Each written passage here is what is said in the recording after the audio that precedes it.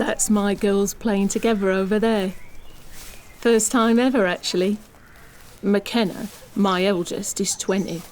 She's had a bit of a rough time, you know, but seeing her like this, well, it's like time travel, innit?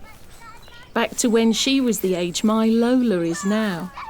Although, talking to Lola, you'd forget sometimes she's just a kid. Especially as today, she lost her 2 front teeth, so she's officially a grown-up. Just like a big sister. Although 20-year-olds are just kids who can drink and drive and vote. Maybe I just need to learn to let go. It's just hard witnessing firsts, knowing it could be your last one. God, they look similar. Long, fiery red hair that always finds a way to catch the sun. A miracle, really, considering there was a time when I thought Lola would barely have any. She always wanted to play with McKennas, which was never allowed. But McKenna currently has about 5 different plaits in her hair, courtesy of Lola, and has never looked more stylish or more happy.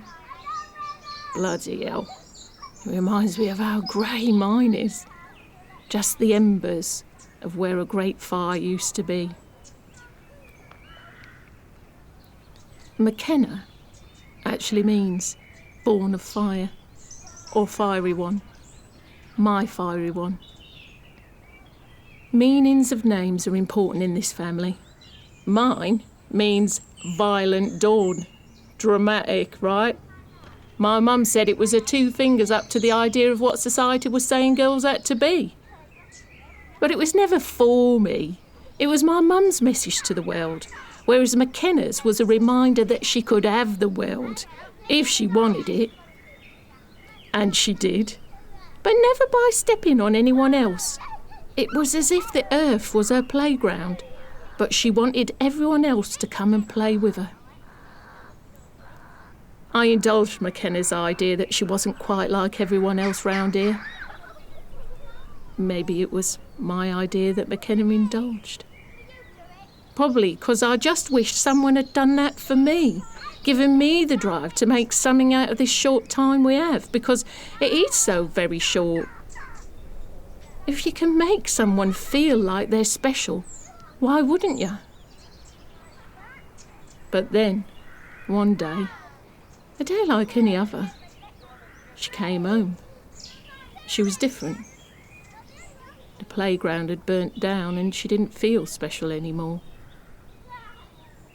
When you're made to do something, when you're not ready to, you lose part of yourself. Especially when you have to make way for something shiny, something new, somebody with its whole life ahead of it. She wasn't ready to be a mum.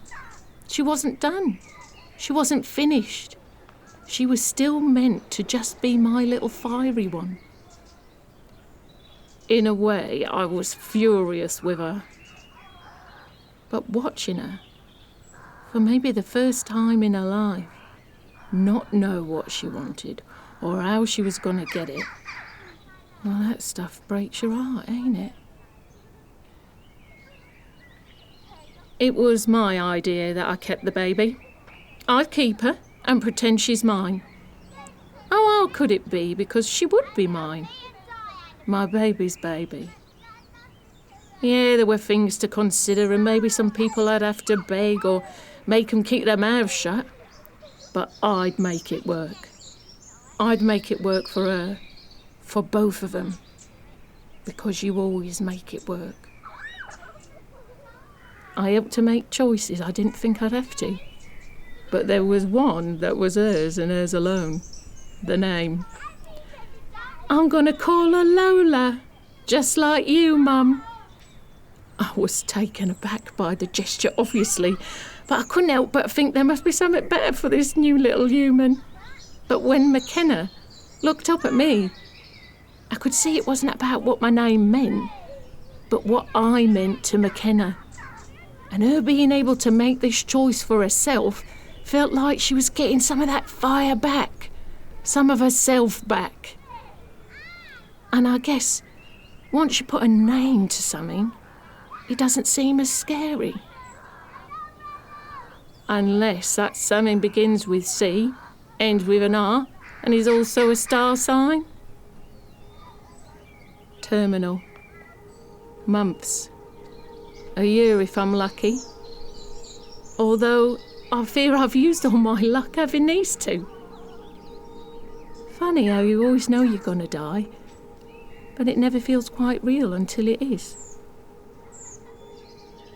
But in this moment, watching them now, I know they're gonna be as right as rain. Maybe the world just ain't ready for two Lolas yet, eh? I haven't the heart to share my secret yet. I just hope McKenna will have the strength to share hers. But for now, I'm going to let them play. Because play is a powerful thing. Such a shame most of us have forgotten how.